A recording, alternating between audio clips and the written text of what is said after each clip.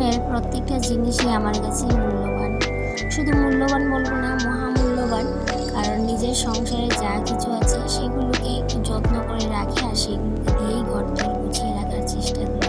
তবে আমি মনে করি প্রত্যেকটা গৃহিণী কিন্তু ঘর গোছাতে ভীষণ পছন্দ করে। তবে সেক্ষেত্রে যদি পছন্দের জিনিসগুলো দিয়ে ঘর গোছানো যায় তাহলে তার কোনো কথাই নেই।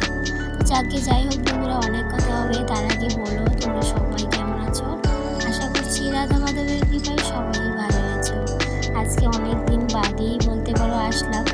অনেক দিন অনেকটাই রেস্ট করে নিয়েছি, শরীরটাও ভীষণ খারাপ ছিল, তাই জন্য আর তোমাদের সাথে সেরকম কোনো কথাবার্তা বা ব্লগ কোনো কিছু শেয়ার করতে পারিনি।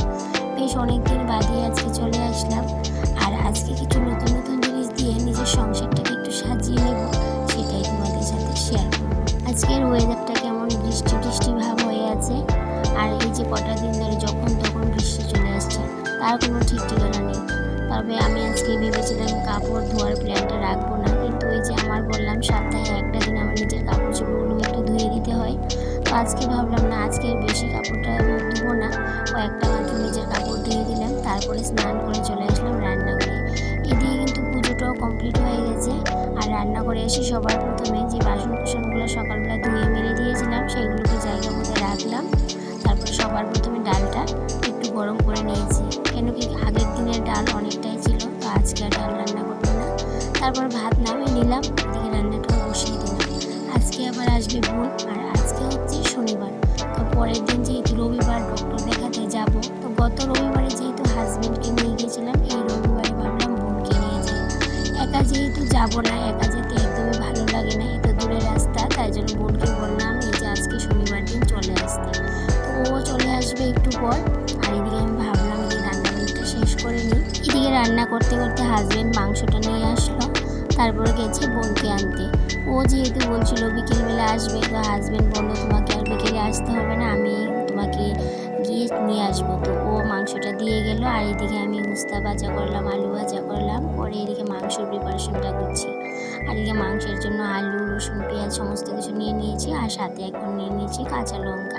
যেহেতু আমরা বেশিরভাগই কাঁচা লঙ্কাটাই ইউজ করি রান্নাতে, আর শুকনো লঙ্কাটাও ইউজ করি একদমই কম বলতে পারো। গত ব্লগে একজন দিদিভাই আমাকে কমেন্ট করেছিল যে তোমরা কি মাছ খাও না নাকি দিদিভাই। তো হ্যাঁ গো দিদিভাই, আমরা মাছ মাংসটা একটু কমই খাই, যেহেতু আমি মাছ মাংসটা একদমই বেশি পছন্দ করি না, তবে আমার হাজব্যান্ডও অতটাও পছন্দ করে না। সেই জন্যই বলতে পারো মাছ মাংসটা একদমই কম খাওয়া হয় আমাদের ঘরে। তবে একবারে যে খাই না তাও কিন্তু নয়, মাঝে মধ্যে কিন্তু মাছ মাংস খাওয়া হয়। তবে বেশিরভাগ টাইমটাই কিন্তু আমার ঘরে নিরামিষ রান্নাটাই হয়, যেটা আমি ভীষণ ভালোবাসি। তাকে যাই হোক, এদিকে রান্নার প্রিপারেশন করতে করতে বোনও চলে আসলো। আর এদিকে আমার রান্নাটাও মোটামুটি হয়ে গেছে, এখন শুধুমাত্র মাংস কষাটা করে নিলেই হয়ে যাবে। অনেকেই আছে যারা লাল লাল ঝাল ঝাল করে মাংসটা রান্না করতে ভীষণ পছন্দ করে, কিন্তু আমাদের ঘরে বেশিরভাগ টাইমে কিন্তু মাংস হোক কিংবা যাই সবজিপাতি হোক, আমি কিন্তু বেশিরভাগ টাইমে কাঁচা লঙ্কাটা দিয়েই কিন্তু রান্না করতে ভীষণ পছন্দ করি। তবে ওই যে কাঁচা লঙ্কা দিয়ে রান্না করলে যে একটা কালার আসে, সেটা নাকি অনেকেরই পছন্দ হয় না। তবে আমি এই যে কাঁচা লঙ্কার মশলাটা করলাম, সেটা দিয়েও মাংসটা করলেও কিন্তু কালারটা ভীষণ সুন্দর হবে, সেটা তোমাদের সাথে শেয়ার করব। মশলাটা কষানোর সময় গোটা গোটা রসুন কোয়া অনেকগুলো দিয়ে দেব, যেটা খেতে আমার ভীষণ ভালো লাগে। আর মাংসটা কষানোর সময়, এই মশলাটা কষানোর সময় আমি এই গোটা রসুনগুলো দিয়ে দিলাম, যেটা আমি যখনই রান্না করি মাংস তখন এইরকমভাবে গোটা রসুন আমি দিয়ে দিই, যেটা খেতে ভীষণ ভালো লাগে। তবে আমি বাটা মশলাটাও দিয়েছি, যখন মশলাটা করেছিলাম মিক্সিতে তখন কিন্তু সেখানেও রসুন দিয়েছি। তো এইদিকে দেখো, প্রথমে যখন মাংসটা দিয়েছিলাম কড়াইতে কালারটা কিন্তু একটু সবুজ সবুজ হয়েছিল। তো আমি মাংসটা তো দিয়ে দিলাম, এদিকে আলু পেঁয়াজ দিতে ভুলে গেছিলাম, তো তারপর আলুটাও দিয়ে দিলাম, পেঁয়াজও একটু কম করেই দিয়েছিলাম। তারপর ভাবলাম একটু, যেহেতু সবুজ সবুজ কালার হয়ে আছে, ঘরের তৈরি করা যে আমার লাল লঙ্কা গুঁড়োটা ছিল সেটাও একটু দিয়ে দিলাম। তারপরে যে ডেকে ডেকে মাংসটাকে কষিয়ে নেব। আর এদিকে বোন গাছ থেকে দুটো আম পেড়ে নুন লঙ্কা গুঁড়ো মেখে নিয়ে, যে ছেলে আর মাসি মিলে খুব মজা করে খাচ্ছিল। এদিকে আমার মাংসটাও কমপ্লিট হয়ে গেছে, কালারটা এতটা সুন্দর হয়েছে দেখো, দেখে বুঝতেই পারবে না যেটা কাঁচা লঙ্কার তরকারি। তো এইদিকে একটু লাল লঙ্কার গুঁড়ো দেওয়া হয়েছিল কালারের জন্য, কিন্তু বেশি দেইনি, একটুতেই কিন্তু কালারটা দেখো কতটা সুন্দর হয়েছে। তবে যে লাল লঙ্কার গুঁড়োটা দিয়েছিলাম সেটা সম্পূর্ণটাই কিন্তু আমি ঘরে তৈরি করেছি। আর এদিকে রান্না করতে করতে যে গ্যাসের চুলা মুছে নেওয়া, সেটা যেমন কেমন আমার একটা অভ্যেস, সেটা না করলে একদমই ভালো লাগে না। রান্না করি, আর এদিকে যেহেতু মাছ মাংস রান্না করলে এই যে নোংরা হয়ে যাওয়ার ব্যাপারটা একটু বেশিই থাকে, যে রান্না করছি আর একটু পর পর মুছে নিচ্ছি, কেন কি এতটা নোংরা হয়ে যায়, একটু পর পর চুলাটাকে ভালো করে মুছে নিতে হয়।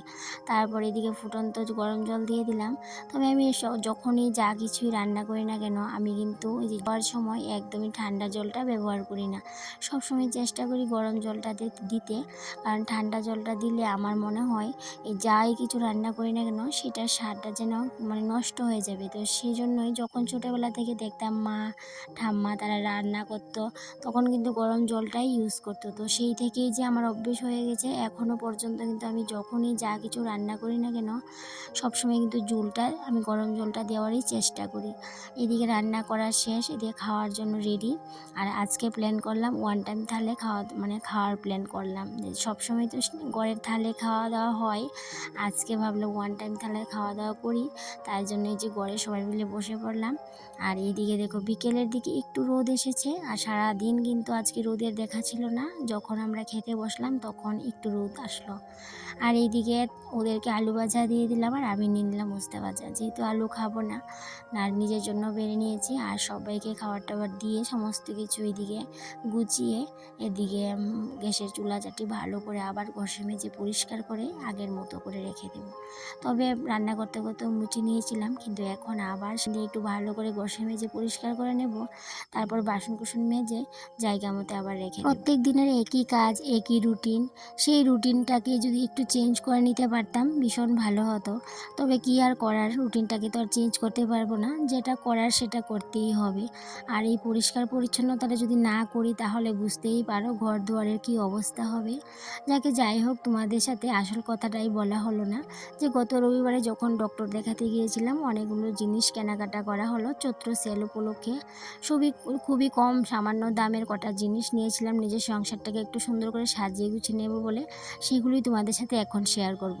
তো রান্নাবান্না তো শেষ, রান্নাঘরের সমস্ত কাজবাজি শেষ করে নিয়েছি, এখন ধীরে সুস্থিরে তোমাদের সাথে সমস্ত কটা জিনিস শেয়ার করব। এই যে কতগুলো জিনিস দেখতে পাচ্ছ স্টিলের, সেগুলো না এই যে নেওয়ার কোনো ইচ্ছেই ছিল না, তারপর একটু কম রেঞ্জের মধ্যে যেহেতু পেয়ে গেলাম সেই জন্য নিয়ে নিলাম। এই যে 100 টাকা দিয়ে আমি কতগুলো জিনিস নিয়েছি দেখো, এই যে একটা কাপ স্ট্যান্ড নিয়েছি, তার সাথে দিয়েছে একটা এই যে তোমার হাতা খুন্তি রাখার যে একটা কি বলবো একটা হুক সিস্টেমের একটা যে একটা এটা দিয়েছে, এটাকে কি বলে জানি না। তো এটা একটা দিয়েছে, আর এই যে এখানে দিয়েছে একটা তো এই যে ডিশ রাখার জন্য একটা ডিশ স্ট্যান্ড দিয়েছে, তার সাথে দিয়েছে একটা রুটি বেলনি রাখার একটা স্ট্যান্ড, যেটাকে হ্যাঙ্গিং করে রাখা যায়। তো এই 4টা জিনিস 100 টাকাতে যেহেতু পেয়ে গেলাম সেই জন্য নিয়ে নিলাম। তবে আমার এতটাও পছন্দ হয়নি, তারপরেও ভাবলাম যেহেতু চৈত্র সেল উপলক্ষে একটু কমের মধ্যে পেয়েছি নিয়ে নিই। আর যেহেতু আমি ঘর গুছাতে সাজিয়ে গুছিয়ে রাখতে ভীষণ পছন্দ করি, ছোটো ছোটো জিনিস কম দামি জিনিস দিয়ে ঘর গুছাতেই পছন্দ করি। যেহেতু আমার অতটাও সাধ্য নেই, নিম্নবিত্ত ঘরের বউ, এতটাও দামি দামি জিনিস কেনার সাধ্য নেই, ওই যে কমের মধ্যে পেয়ে গেলাম বলে নিয়ে নিলাম। আর এইদিকে দেখো এই যে একটা কুশন দেখতে পাচ্ছ, সেটাও নিয়েছিলাম ওই যে রবিবারে ডক্টর দেখাতে গিয়েছিলাম, এই যে এই কুশনটা নিয়েছিলাম, একটাই নিয়েছিলাম। আর তবে অনেক কালারের কুশন ছিল, আর সেটার মধ্যে এটাই নিয়েছি, এটাই নাকি আমার হাজব্যান্ডের পছন্দ হয়েছে, তাই জন্য এই কালারটা নিলাম। তো প্রথমে আমি অন্য একটা কালার নিয়েছিলাম, কিন্তু এই কালারটা শেষ অবধি এই কালারটাই নিতে হয়েছিল। তো যাক গিয়ে সেটাকে নিয়েছিলাম বিছানায় রাখার জন্য। তবে তোমরা হয়তো গত ব্লগে খেয়াল করেছো যে এই কুশনটা আমার বিছানাতে ছিল, তো তারপরে তো তোমাদের সাথে আর শেয়ার করিনি, তো ওই যে বললাম পরে শেয়ার করব। আর এটা নিয়েছি 99 দিয়ে। তো কবে থেকে ইচ্ছে ছিল কয়েকটা কুশন নেওয়ার, কিন্তু যেহেতু টাকারও একটু ব্যাপার আছে সেই জন্য বেশি কিছু নিতে পারিনি। এই যে একটা কুশন নিয়েছিলাম, আর এই যে স্টিলের কয়েকটা জিনিস নিয়েছি, সেই সাথে ছেলের জন্য দুটো প্যান্ট নিয়েছিলাম। তো এইটুকুই ব্যাস, এগুলোই তোমাদের সাথে একটু শেয়ার করলাম কি কি নিয়ে আসলাম। আর এইদিকে দেখো এই সন্ধেবেলায় আবার এই যে দুপুরবেলায় হাজব্যান্ড এই টিফিনগুলো নিয়ে এনে দিয়েছিল। তারপর সন্ধ্যাবেলায় বোন আর এই ছেলে মিলে, মাসি বোন মিলে তারা প্ল্যান করলো ওরা নাকি টিফিন বানাবে। তো কী টিফিন বানাবে বুঝতে পারছিলাম না। তো ওদেরকে আমি রান্না করে দিয়ে গেলাম যে কী টিফিন বানাবে বানা। আর এদিকে তো টিফিন আছেই, তো ওদের প্ল্যান ওরা নাকি কী বানাবে।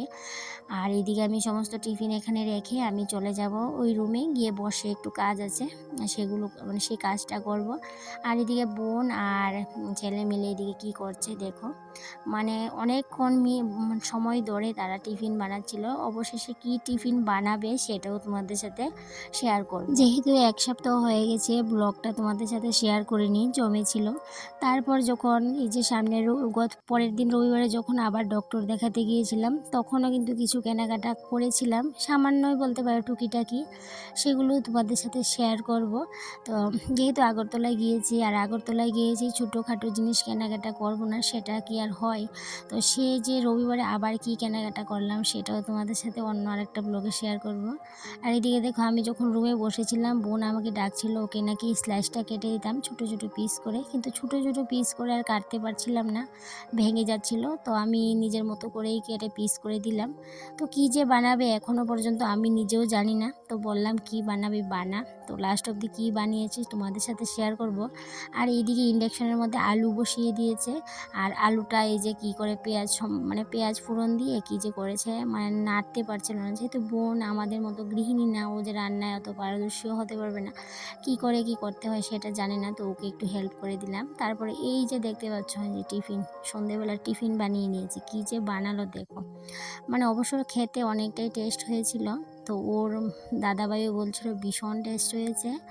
তারপর ঘরে সস ছিল না, আবার দাদাভাইকে ফোন করেছিল সস নিয়ে আসার জন্য। তো ও আস্তে আস্তে রাত্রে অনেকটাই দেরি হয়ে গেছিলো, তখন সস আনলো, তো সবাই মিলে টিফিনগুলো খেলো। তারপরে এদিকে ডিম আমলেট করলাম, ভাত টাত খেলাম। আর পরের দিন সকালে এই যে আগরতলার উদ্দেশ্যে রওনা দিলাম।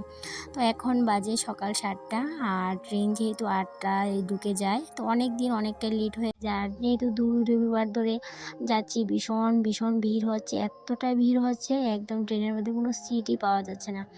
তো আজকেও প্রচণ্ড ভিড় হয়েছে, এদিকে ট্রেনও চলে আসলো আমাদের। তারপরে আগরতলা পৌঁছলাম, ডাক্তার দেখালাম, ডাক্তার দেখিয়ে ওষুধ টষুধ নিলাম। তারপরে চলে গেলাম আবার যে একটু শপিং করব, বোনকেও ভাবলাম কিছু কিনে দিই। তো ওকে একটা শার্ট কিনে দিয়েছিলাম, খুব সুন্দর ছিল, খুব সুন্দর একটা টপের মতো, খুবই সুন্দর সাদা কালারের, খুব সুন্দর একটা টপ নিয়েছিল। আর কিছু টুকিটাকি কেনাকাটা করেছিলাম। তারপর আবার নিজের গন্তব্যের উদ্দেশ্যে রওনা দিলাম। এই যে আগরতলা স্টেশনে চলে আসলাম। আর এদিকে এসে দেখি ট্রেন এখনও পর্যন্ত আসেনি। তো আজকের ট্রেনটা আবার ছিল 3 নম্বর প্ল্যাটফর্মে, সেই জন্য আমাদেরকে এই যে যেতে হয়েছিল ওই যে উপর দিয়ে। তো যাই হোক অবশেষে ট্রেন আসলো, ট্রেনে বসলাম। আর আমাদের ট্রেনটা এই যে এখন ছেড়ে দিল। এখন বাজে সন্ধ্যে 6টা, 6টার সাথে সাথেই ট্রেন কিন্তু ছেড়ে দিল। তো এখন বাড়ি যেতে যেতে প্রায় 7:30 8টা তো বেজেই যাবে। 6টার সাথে সাথে যদি ট্রেন ছাড়ে প্রায় 1.5 ঘন্টা লাগে আমবাসা গিয়ে পৌঁছতে। আজকে যখন ট্রেনে উঠলাম তখন আমাদের ট্রেনটা ছিল 3 নম্বর প্ল্যাটফর্মে।